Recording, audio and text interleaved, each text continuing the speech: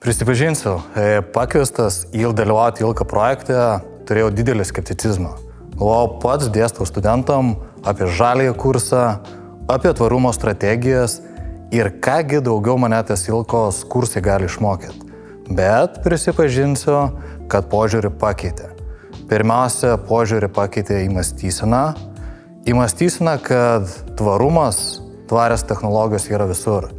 Kadangi dėstau verslo studijų krypties studentam, dirbu versle, puikiai žinau, kad didžioji dalis verslo subjektų mano, kad tvarumo integravimas į verslo procesus padidins prekių savikainą ir tai dažniausiai verslui asocijuojasi su papildomais kaštais išaugusio produkcijos savikainą.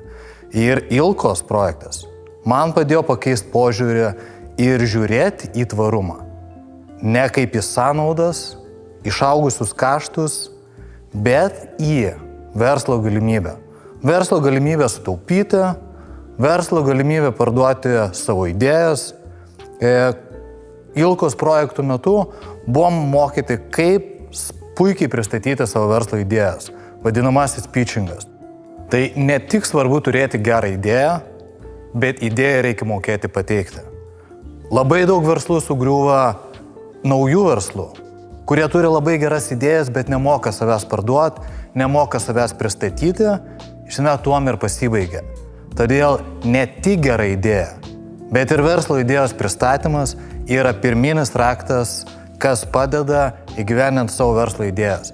Tai labai džiaugiuosi, kad ILKA projektų metu buvome mokomi pitchingo, buvome mokomi pristatyti savo verslo idėjas patraukliai, suprantamai ir taip, kad ta informacija, kuri yra pateikima, būtų patraukli visiems, tiek vartotojams, tiek galimiem investuotojams, tiek būsimiem verslo partneriam.